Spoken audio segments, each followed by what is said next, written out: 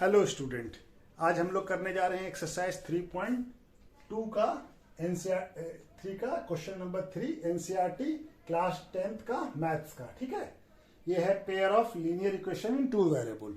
तो तीसरा का पहला क्वेश्चन क्या है, इसको वर्ड प्रॉब्लम है और इसमें टोटल कितने क्वेश्चन है? 6 क्वेश्चन है। तो 6 क्वेश्चन का पहला क्वेश्चन क्या है, इसको कैसे सॉल्व करना है? ये पेयर ऑफ लीनियर इक्वेशन दिया हुआ वर्ड में, वर्ड प्रॉब्लम में दिया हुआ है। ठीक है, इसको हम लोग को पहले इक्वेशन बनाना है, फिर इक्वेशन बनाने के बाद फिर इसको सॉल्व करना है और इसको सब्स्टिट्यूशन मेथड से सॉल्व करना है। तो पहला क्वेश्चन क्या है, the difference between the two number is 26 and one number is 3 times the other number. एक नंबर जो है दूसरे का 3 टाइम्स है। तो पहले हम इसका कैसे करते हैं, कैसे पहला नंबर 2 नंबर एज्यूम कर लेते हैं। Let us assume first number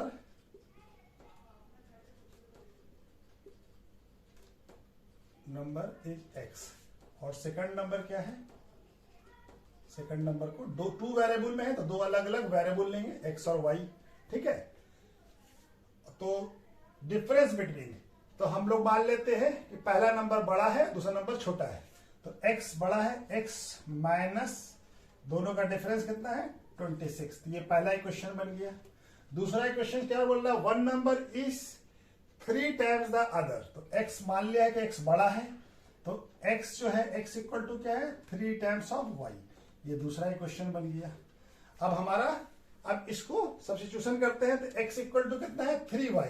तो पहला इक्वेशन 2 का x का वैल्यू जो पुट करते हैं इसमें x इक्वल टू कितना है? 3y। तो इसमें पुट करते हैं,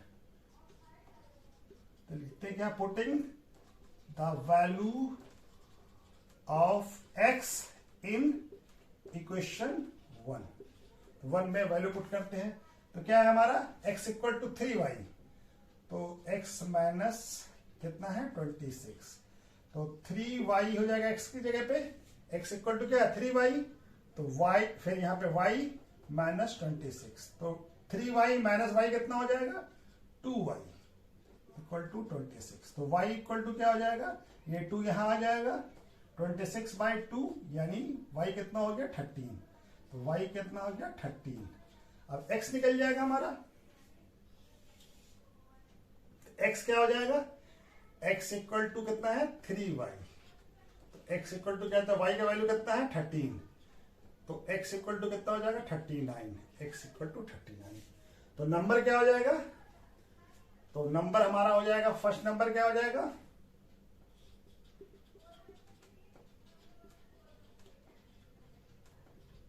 x कितना है? 39। Second number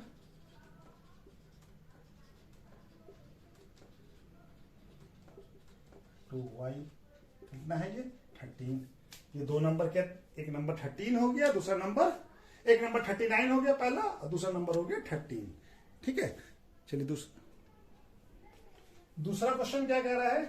the larger of to supplementary angle exceeded the smaller by 18 degree, find them. तो सप्लीमेंट्री एंगल किसको कहते हैं? दो एंगल दोनों का सम जब 180 डिग्री हो तो वो दोनों एंगल क्या कहलाएगा? एक दूसरे का सप्लीमेंट्री। सप्लीमेंट्री एंगल मतलब दो एंगल का सम 180 डिग्री होना चाहिए, तब वो दोनों एंगल एक दूसरे का क्या कहलाता है? Supplementary angle. तो आपको बोला larger of to supplementary angle, यानी कि पहला तो लार्जर एंगल को मान लेते हैं। सॉल्यूशन क्या हो जाएगा इसका? लेट्स अज्यूम लार्जर एंगल क्या है? x और स्मॉलर एंगल क्या मान लिया? y। तो दो एंगल है, दोनों का सम कितना होना चाहिए? 180 डिग्री। तो पहला इक्वेशन क्या हो जाएगा? x plus Y equal to 180 degree. ठीक है, क्योंकि दोनों एंगल क्या है? सप्लीमेंट्री है, तो दोनों का सम कितना होगा? 180 डिग्री। अब दूसरा क्या कह रहा है इसमें कि larger of to supplementary angle, यानी कि बड़ा वाला एंगल स्मॉलर से कितना बड़ा है? 18 डिग्री बड़ा है। यानी x इक्वल टू क्या हो जाएगा? x को हम लार्जर माना है, x equal to Y plus 18। तो ये पहला इक्वेशन बन गया और ये दूसरा इक्वेशन बन गया। ठीक है। तो दो इक्वेशन हमारा बन गया और x के टर्म में आ गया वैल्यू y का, ये y के टर्म में x का वैल्यू आ गया।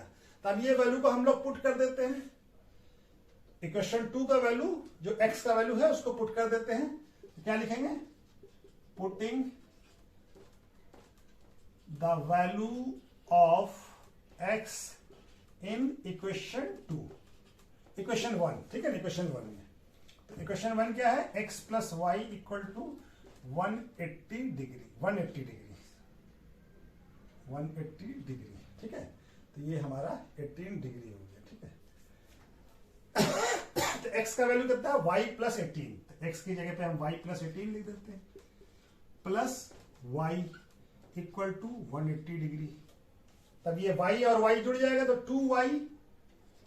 2y plus 18 degree equal to कितना हो जाएगा, 180 डिग्री, ठीक है। अब ये 18 को उधर ले जाएंगे, क्रॉस मल्ट ये ट्रांसपोर्टेशन हो जाएगा, ये दिख रहा है, हाँ चलिए जगह तो है। तो 2y इक्वल टू कितना हो जाएगा, 180 डिग्री माइनस 18 डिग्री। तो 180 माइनस 18 कितना होता है, 162। तो 2y इक्वल टू 162, तो y इक्वल टू कितना हो जाएगा, 162 डिवाइडेड बाय 2, ये कट जाएगा, कितना आ जाएगा, 81 डिग्री। तो y का वैल्यू कितना आ गया, y का वैल्यू आ गया 81 डिग्री, ठीक है ना, दिख रहा है ना, हाँ ठीक। तो y का वैल्यू हमारा आ गया 81 डिग्री। तो अब हमारा x का वैल्यू क्या होगा, x कितना है, y प्लस 18, तो x इक्वल टू क्या हो जाएगा, y प्लस 18, ठीक है। तब x क्या हो जाएगा, 81 प्लस 18, तो कितना आ जाएगा, 81 प्लस 18 कितना हो जाएगा, 99। तो x इक्वल टू कितना आ गया, 99। तो लार्जर एंगल कितना हो गया, 99 डिग्री, और स्मॉलर एंगल 80, ठीक है। ये दोनों हमारा हो गया, देखिए दोनों का डिफरेंस कितना है और दोनों का सम कितना आ रहा है, 81 और 91 कितना होगा, 99 कितना होगा, 180 डिग्री, ठीक है। तो ये दूसरा क्वेश्चन हो गया। अब इसके बाद तीसरा करते हैं हम लोग। अच्छा, तीसरा क्वेश्चन क्या कह रहा है, the coach of A cricket team, कोई क्रिकेट टीम के कोई कोच है, वो 7 बैट्स और 6 बॉल को खरीदती कितने में, 3800 में, 3800 में। लेटर सी बाय, उसके बाद में 3 बैट्स और 5 बॉल्स कितने में परचेज करती है, 1750 में, 1705 में, 50 में। Find the cost of each bat, तो कॉस्ट निकालना है किसका, बैट और बॉल का, एक बॉल का, एक बॉल। और तो हम लोग क्या मान लेते हैं, let's assume cost of each bat कितना है, x, और etch ball, cost of each ball कितना है, इसको क्या मान लेते हैं, y। 2 वेरिएबल में है तो 2 अलग अलग वेरिएबल ले लेते हैं। तो हमारा 7 बैट और 6 बॉल, यानी एक बैट का बॉल कॉस्ट कितना है, x, तो 7 बैट का कितना हो जाएगा, 7x, और 6 बॉल है प्लस एंड है तो प्लस कर देंगे, 6 बॉल 6 इंटू वाई, एक बॉल का प्राइस कितना है, y। तो ये हो जाएगा, कितना हो गया ये दोनों मिला के 3800, ठीक है। तो ये पहला इक्वेशन बन गया। अच्छा, दूसरा इक्वेशन, बाद में लेटर सी परचेस 3 बैट्स, यानी कि 3 बैट यानी 3x प्लस 5 बाई, यानी कि 5 बॉल, एक बॉल का प्राइस कितना है, y। तो ये कितना है, 1750। तो ये हमारा दूसरा इक्वेशन बन गया। अब एक इक्वेशन से दूसरे इक्वेशन को हम लोग ये कर लेते हैं, दूसरे वाले इक्वेशन को ही कर लेते हैं, यूज कर लेते हैं। तो क्या हो जाएगा, 3x plus 5y equal to 1750, ठीक है। तो क्या हो जाएगा, 3x इक्वल टू क्या हो जाएगा, 1750 माइनस 5y, y इधर जाएगा तो माइनस हो जाएगा, यहाँ प्लस है, और x इक्वल टू क्या हो जाएगा, x का 3 यहां आ जाएगा, 1750 माइनस 5y/3, ठीक है। ये हमारा x का वैल्यू आ गया y के टर्म में। अब इस वैल्यू को हम पहले क्वेश्चन में पुट करते हैं, क्या लिखेंगे, putting value of x in equation 1, ठीक है। x का वैल्यू y में पुट करते, x का वैल्यू इक्वेशन नंबर 1 में पुट करते हैं। तो x क्या है 7x plus 6y equal to 3800, ठीक है। दिख रहा है ना? हाँ चलिए, ये तो दिख रहा है। तो 7 इंटू क्या हो जाएगा 1750 माइनस 5y बाई 3 और प्लस 6y इक्वल टू 3800, ठीक है। यहां तक तो दिख रहा है। चलिए अब दूसरे इधर लिख लेते हैं हम लोग। तो हमारा क्या हो गया, अब ये 3 नीचे है, डिनोमिनेटर में है, तो क्या करते हैं सारे टर्म को 3 से मल्टीप्लाई कर देते हैं, ठीक है। सारे टर्म को 3 से मल्टीप्लाई कर देते हैं, तो थोड़ा बड़ा नंबर आ जाएगा लेकिन कर देते हैं, ठीक है। तो क्या 3 हमारा एलिमिनेट हो जाएगा डिनोमिनेटर से, तो 3 इन सारे टर्म को minus 5y divided by 3 into 3 into 6y, हर एक टर्म को मल्टीप्लाई करना पड़ेगा, 3 इंटू कितना है 3800, ठीक है। तो ये 3 और ये 3 कट जाएगा, और 17 को 1750 को 7 से मल्टीप्लाई करें तो 175 को 7 से मल्टीप्लाई कर लें, कितना आ जाएगा 7 5 जा 35 और 35 और 49 और 3 कैरी हुआ तो 52, 5 कैरी हुआ 7 12 और एक 0 लगा देंगे तो क्या हो जाएगा, ये मल्टीप्लाई होके 12,250 माइनस 7 इंटू 5 35 हो जाएगा भाई। और ये क्या हो जाएगा, ये सॉरी यहाँ पे प्लस होगा ना, ये इंटू कर दिया हम प्लस, ठीक है। तो ये क्या हो जाएगा 3 इंटू 6 18y इक्वल टू, अब ये 38 को 3 से मल्टीप्लाई करें तो क्या आएगा 38 इंटू 3 28 3 जा 24 और 2 कैरी हुआ है 9 और 11 और ये 0 0, ठीक है। 2 जीरो का था तो 2 जीरो लगा दिया। अब ये क्या है 35 माइनस 35 प्लस 18 कितना हो जाएगा माइनस 17 हो जाएगा।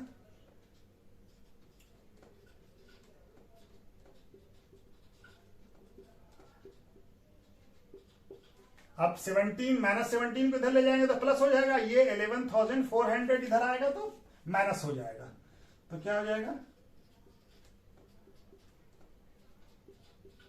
Equal to 17y।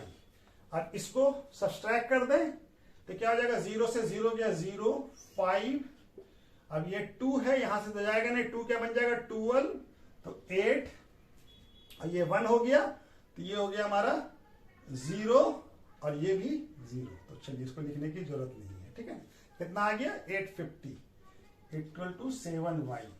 तो y क्या बन जाएगा, y इक्वल टू क्या हो जाएगा 850 डिवाइडेड बाय 17, तो 17 5 जो होता है 85, तो क्या बन जाएगा y इक्वल टू क्या हो जाएगा 50 रुपीज।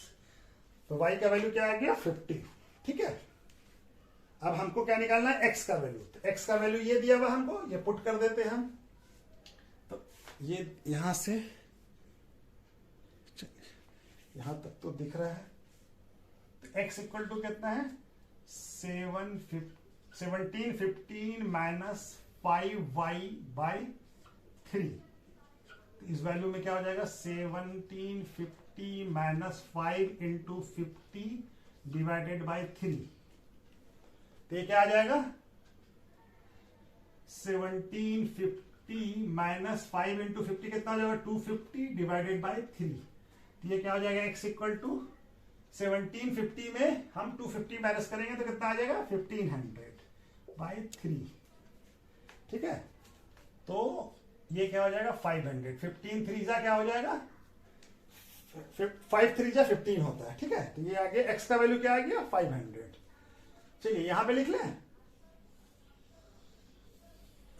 ठीक है। x का वैल्यू क्या आ गया 500, x इक्वल टू क्या हो गया 500।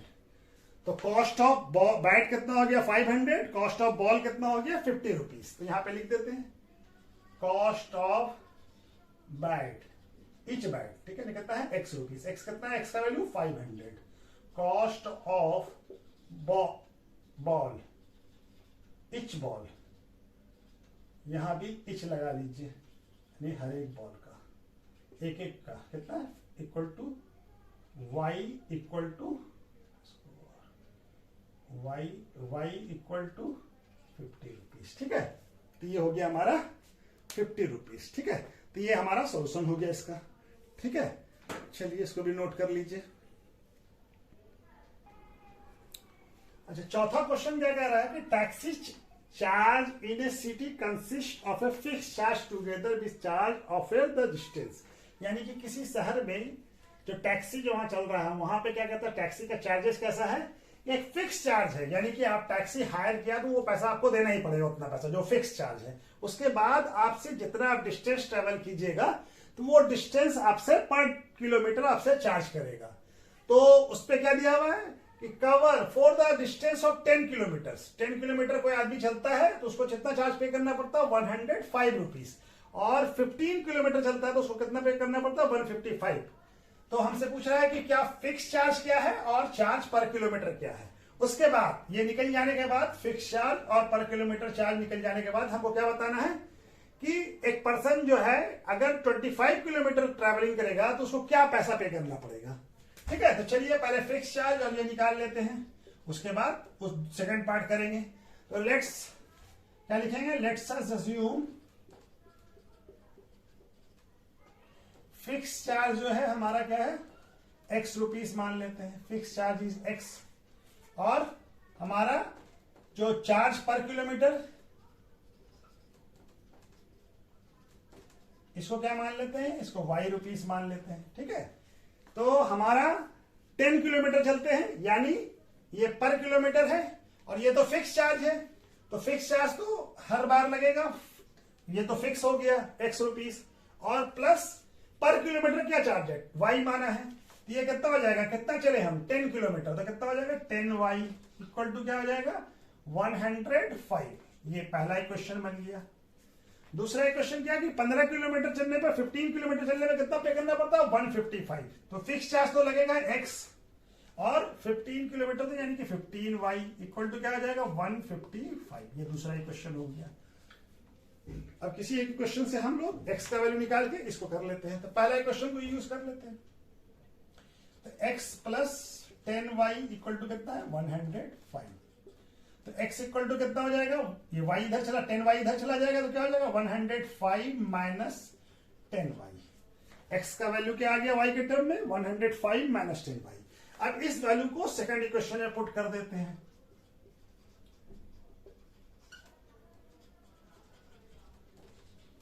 x in equation 2। ठीक है, इक्वेशन 2 में पुट कर दिया। तो x का वैल्यू क्या है 105 माइनस 10 वाई। तो हमारा इक्वेशन 2 का इक्वेशन पहले लिख लेते हैं, 1 plus Y equal to 1x plus 15 Y equal to 155। तो x का वैल्यू कितना है 105 minus 10 Y plus 15 Y equal to कितना हो जाएगा 155। दिख रहा है ये, चलिए दिख रहा है, अच्छे से दिख रहा है। तो ये क्या हो जाएगा माइनस 10 105 कैसे लिखा जाएगा, और माइनस 10 वाई प्लस 15 वाई कितना हो जाएगा प्लस 5 वाई इक्वल टू 155। भी दिख रहा है ना, हाँ चलिए यहां तक तो दिख रहा है। चलिए यहीं पे कर लेते हैं दूसरी जगह पे। ठीक है, तो ये क्या हो जाएगा 105 इधर आ जाएगा तो माइनस हो जाएगा, प्लस में है तो 5 वाई इक्वल टू कितना हो जाएगा 155 माइनस 105। तो 5 वाई इक्वल टू 155 माइनस 105 कितना हो जाएगा 50। तो y इक्वल टू क्या आ जाएगा 50 बाई 5। यहाँ क्रॉस होकर आ जाएगा, क्रॉस मल्टीप्लिकेशन होकर आ जाएगा यहाँ नीचे, यहाँ पे न्यूमरेटर में तो डिनोमिनेटर में आ जाएगा। तो कितना हो जाएगा 10। 5 के टेबल में 10 टाइम्स में 50 आता है, तो y इक्वल टू कितना आ गया 10। अब x का वैल्यू निकालना है, x क्या है 105 माइनस 10 वाई। तो y का वैल्यू हमारा क्या आ गया 10। अब ये x का वैल्यू निकाल लेते हैं, x क्या है x equal to 105 minus 10 Y. ठीक है, तब y के जगह पे y का वैल्यू पुट कर देते हैं 105 माइनस 10 इंटू 10 कितना हो जाएगा x इक्वल टू 105 माइनस 100, यानी x का वैल्यू क्या आ गया 5। ठीक है, तो हमारा फिक्स चार्ज कितना हो गया, फिक्स चार्ज क्या है y, तो फिक्स चार्ज क्या है x का वैल्यू क्या हो गया 5 रुपीज, और चार्ज पर किलोमीटर क्या हो गया 10 रुपीज। तो हम क्या लिख देंगे, फिक्स चार्ज क्या हो जाएगा x रुपीज, यानी ₹5। ठीक है, और हमारा चार्ज पर किलोमीटर क्या है, इक्वल टू y, क्या हो जाएगा ₹10। ठीक है, दिख रहा नहीं यहां तक। ठीक है, चलिए अब हमको क्या निकालना है, अब हमको निकालना है distance charge how much does person. अब दूसरा वाला पार्ट, ये कितना, एक पर्सन अगर 25 किलोमीटर चलता है तो उसको कितना पैसा पे करना पड़ेगा, कितना रुपीस पे करना पड़ेगा। तो पे फॉर ट्रैवलिंग ए डिस्टेंस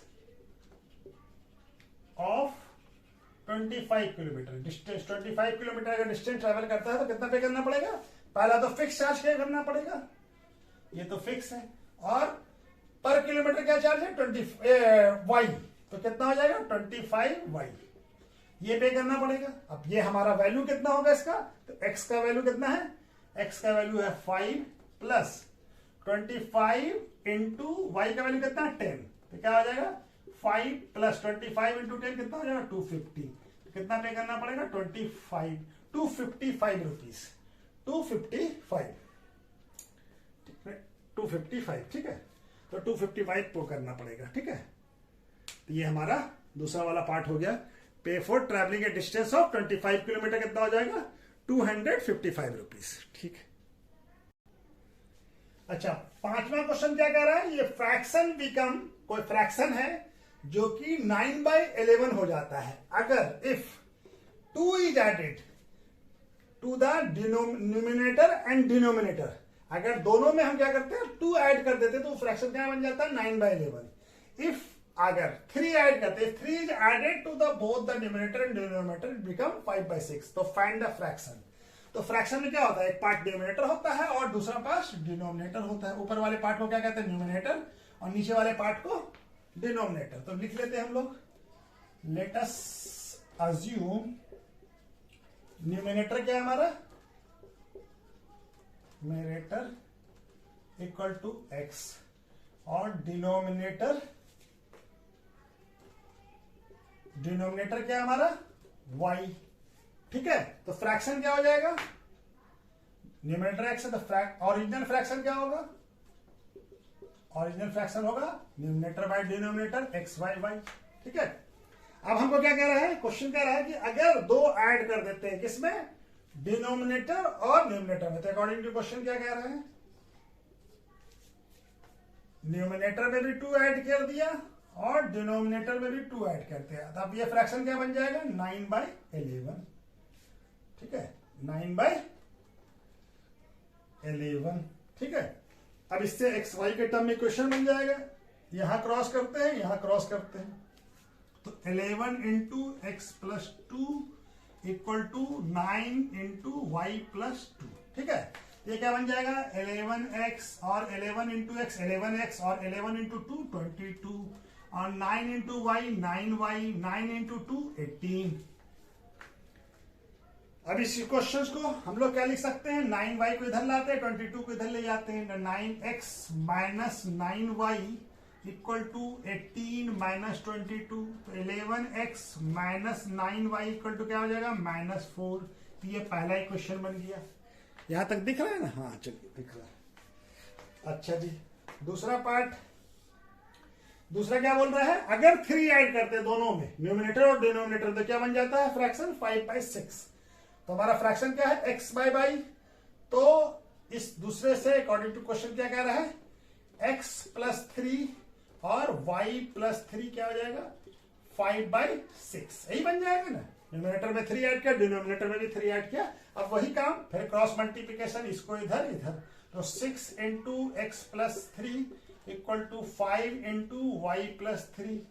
ये क्या बन जाएगा 6 into y 6 into x plus 6x plus 6 into 3 क्या हो जाएगा 18, ब्रैकेट में है तो दोनों से मल्टीप्लाई होगा, 5 into y y plus 5 into 3 15।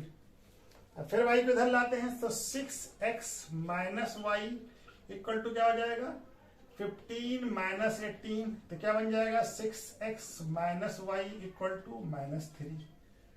ठीक है, तो ये हमारा इक्वेशन नंबर 2 हो गया। अब दोनों इक्वेशन को इसी एक इक्वेशन से के टर्म में इसी को ये कर लेते हैं, तो y को इधर ले जाते हैं तो 6x इक्वल टू क्या हो जाएगा 5y को पॉजिटिव है तो पहले लिख लेते हैं और ये -3, तो x क्या हो जाएगा x हो जाएगा 5y माइनस 3 डिवाइडेड बाई 6 को यहां ले आए। ठीक है, ठीक है, x का वैल्यू क्या आ गया, ये आ गया पूरा। ठीक है, अब ये वैल्यू को हम इक्वेशन 1 में पुट कर देते हैं। अब चलिए यहां पे कर लेते हैं, यहां पे लिख ले, दिख रहा है यहां पे जगह है, अच्छा चलिए ज्यादा जगह नहीं है। ठीक है, तो यहां पे लिख लेते हैं putting the value of x in equation 1। Equation 1 में x का वैल्यू पुट करते हैं, तो इक्वेशन 1 क्या है 11x minus 9y equal to -4, 11x minus 9y equal to -4, तो x का वैल्यू क्या है 11 इंटू 5y माइनस 3 और divided by 6 minus 9y equal to -4। अब ये हमको डिनोमिनेटर में यहाँ पे 6 है, यहाँ पे तो और कुछ नहीं है, ये सारे टर्म को हम लोग 6 से मल्टीप्लाई कर देते हैं, तो 6 into 11 5y minus 3 divided by 6 minus 6 into सारे टर्म को मल्टीप्लाई करना पड़ेगा। ठीक है ना, ताकि हमारा न्यूमिनेटर से जो वैल्यू है फ्रैक्शन का जो वैल्यू है वो एलिमिनेट ये हो जाए। तब ये क्या बच गया हमारे पास 11 into 5y minus 3 equal to -6 into 5 55, sorry 6 into y 9y 54y minus equal to -24। अब इसको भी कर लेते हैं, 11 इंटू 5 कितना हो जाएगा 55y, 11 इंटू 3 -3 कितना हो जाएगा 33 माइनस 54 इक्वल टू -24। अब ये 55 माइनस 54 कितना हो जाएगा 55y माइनस 54 y हो जाएगा, y माइनस 33 इक्वल टू -24, तो 33 उधर चला जाएगा -24 प्लस हो जाएगा ये, तो y इक्वल टू क्या हो जाएगा -24 प्लस 33 कितना हो जाएगा ये हो जाएगा हमारा 9। y का वैल्यू क्या आ गया 9। अब x का वैल्यू क्या है हमारा 5y माइनस 3, तो इस वैल्यू को हम लोग पुट कर लेते हैं, तो x इक्वल टू क्या हो जाएगा 5y माइनस 3/6, तो y का वैल्यू इसमें पुट कर देते हैं, तो इंटू y का वैल्यू कितना है 9 माइनस 3/6, तो कितना हो जाएगा 9 5 जा 45 माइनस 3/6, ये क्या हो जाएगा 42/6, कितना हो जाएगा ये 7, 47 6 जा 40। तो हमारा x का वैल्यू आ गया, y का वैल्यू आ गया। तब हमारा फ्रैक्शन क्या हो जाएगा, चलिए यहां पे लिख लें, तो फ्रैक्शन क्या है, तो फ्रैक्शन क्या हो जाएगा, फ्रैक्शन है हमारा x बाय y, तो फ्रैक्शन x का वैल्यू क्या आया है, x का वैल्यू आया है 7, यहां पे लिख देते हैं 7, और y का वैल्यू क्या आया है 9, तो फ्रैक्शन क्या बन गया 7/9। ठीक है, 7/9। चलिए इसको नोट कर लीजिए। ठीक है, और छठा और आखिरी क्वेश्चन क्या कह रहा है, 5 years hence the age of Jacob will be 3 times of his son age, यानी कि अभी से 5 साल बाद जैकब का एज जो है अपने बेटे से 3 टाइम्स होगा, यानी 3 गुना होगा। लेकिन आज से 5 साल पहले जैकब का एज जो था वो 7 टाइम्स था अपने बेटे से, हिज सन। ठीक है ना, what is the present age, तो प्रेजेंट एज निकालना है दोनों का। 5 साल बाद क्या हो जाएगा 3 टाइम्स हो जाएगा जैकब का एज, किसके अपने बेटे के मुकाबले में, कंपेयर में। और 5 years आज से 5 साल पहले, अभी 5 साल बाद की बात कर रहा है कि कितना हो जाएगा 3 टाइम्स, लेकिन 5 साल पहले जैकब का एज जो था वो 7 टाइम्स ज्यादा था 7 टाइम्स था अपने बेटे के एज से, तो हमको परसेंटेज मालूम करना है, ठीक है ना। तो क्या करेंगे हम लोग, परसेंटेज क्या है, लेट्स अज्यूम जैकब एज क्या मान लेते हैं, x, और जैकब सन एज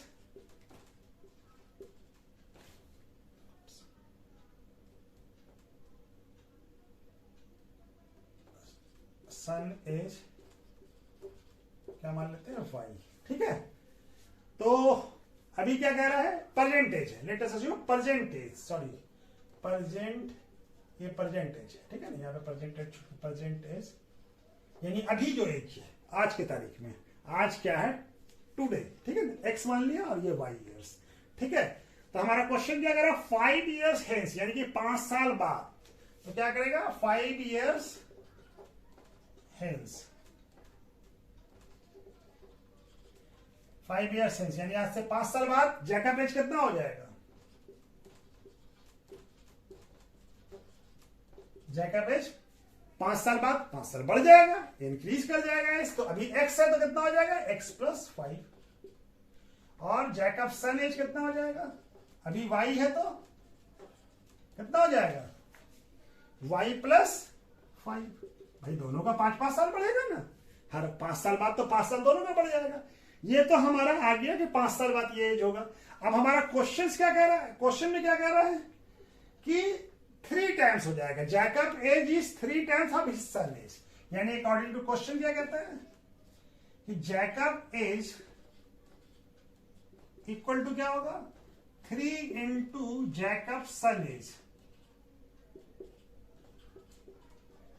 ठीक है।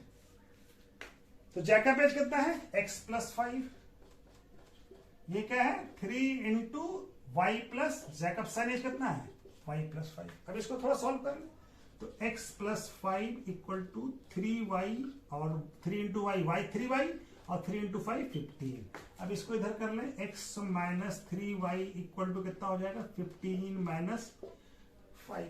तो 3y को इधर लाया तो माइनस हो गया, प्लस है इधर, और y प्लस है, 5 प्लस है तो इधर जाएगा तो माइनस, तो x minus 3y equal to कितना हो जाएगा, माइनस 10, सॉरी 10, पॉजिटिव 10, ठीक है। तो ये पहला क्वेश्चन हो गया, ठीक है, दिख रहा है, चलिए, ठीक है। अब यहां पे दूसरा क्वेश्चन बनाते हैं। तो 5 years ago, 5 years ago, यहां पे भी ईयर्स लिख लेते हैं। तो 5 साल पहले कितना होगा जैकब एज, भाई 5, आज आपका एज अगर क्या कहते हैं 15 साल है, तो 5 साल पहले कितना था बताइए, 10 साल, ठीक है ना। 15 में से 15 में से 5 माइनस करेंगे कितना आएगा, 5 साल पहले वही होगा ना, कम होगा आज से, ये वो सॉरी ये कैपिटल लिख दिया। चलिए 5 में से वो जैकब एज कितना होगा, x माइनस, अभी x है तो 5 साल पहले कितना होगा 5x माइनस 5, और जैकब सन एज कितना हो जाएगा, कितना हो जाएगा, y माइनस का, y भी है तो x माइनस y माइनस 5 हो जाएगा। अब क्वेश्चन क्या कह रहा है कि 5 years ago Jacob was 7 time his son age, यानी अकॉर्डिंग टू क्वेश्चन क्या कह रहा है, जैकब एज इक्वल टू क्या था, 7 इंटू जैकब सन एज, आई है ना 7 टाइम्स। तो जैकब एज कितना था, x माइनस 5, और जैकब का सन का एज कितना था, y माइनस 5, तो ये x माइनस 5, और ये क्या हो जाएगा 7y, और 7 इंटू 5 माइनस 5 माइनस 35, ठीक है। अब ये 7y को इधर ले आते हैं, ये y है, ठीक है। तो x माइनस y इधर आएगा तो माइनस हो जाएगा, यहाँ प्लस है, और ये माइनस 5 इधर जाएगा तो क्या हो जाएगा, प्लस हो जाएगा, यहाँ पे माइनस 35 प्लस 5, तो x minus 7y equal to कितना हो गया, माइनस 30, ठीक है। ये दूसरा क्वेश्चन बन गया, ठीक है। अब इस इक्वेशंस को हम लोग इसी इक्वेशन को सॉल्व कर बना लेते हैं x के टर्म में। तो ये क्या बन जाएगा, x माइनस 7y उधर जाएगा तो क्या हो जाएगा प्लस, तो ये हो जाएगा प्लस 7y और ये माइनस है तो -30। एक्स का वैल्यू क्या आ गया वाई के टर्म में, -7y -30। अब ये वैल्यू को हम लोग पुट कर देते हैं।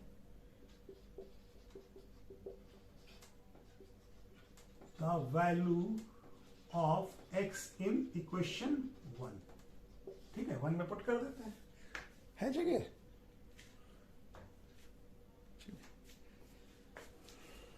चलिए यहीं पे कर लेते हैं, ठीक है। तो ये क्या हो गया, x का वैल्यू कितना है y के टर्म में 7y -30, और यहां पे क्या है x minus 3y equal to कितना है 10। तो x का वैल्यू कितना है 7y -30, x की जगह पे लिख देते हैं 7y -30 -3y इक्वल टू 10। तो 7y -3y कितना हो जाएगा 4y प्लस में, और -30 इक्वल टू कितना हो जाएगा 10। तब ये 30 उधर जाएगा, माइनस है तो उधर जाएगा तो प्लस हो जाएगा, तो 4y इक्वल टू कितना हो जाएगा 10 + 30, तो 4y कितना हो जाएगा 40। तो y इक्वल टू क्या हो जाएगा 40/4, तो ये क्या बन जाएगा 10। तो y का वैल्यू कितना आ गया 10। y का वैल्यू 10 आ गया। अब हम x का वैल्यू निकाल लें। x का वैल्यू क्या है x माइनस 7y कितना, x का वैल्यू क्या है 7y -30, x इक्वल टू कितना है 7y -30, तो कितना हो जाएगा y 10 है तो पुट कर दिया, तो ये कितना हो जाएगा 70 -30, तो x इक्वल टू कितना हो जाएगा 30, 70 - 30 40, तो x का वैल्यू कितना आ गया 40। x किसका एज है जैकब का, और y किसका एज है जैकबसन, ठीक है। तो यहां पे कर लेते हैं। तो जैकब एज क्या है,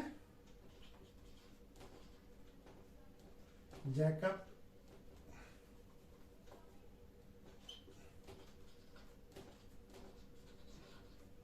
एक्स कितना है 40 इयर्स, और जैकब सन एज क्या हो गया, ये है y, तो y कितना है हमारा 10 इयर्स। तो जैकब सन एज कितना हो गया 10 इयर्स, और जैकब एज कितना हो गया 40 इयर्स, ठीक है। तो ये हमारा 3.2 पूरा कंप्लीट हो गया। ये तीसरा क्वेश्चन था, ठीक है। चलिए ओके, थैंक यू।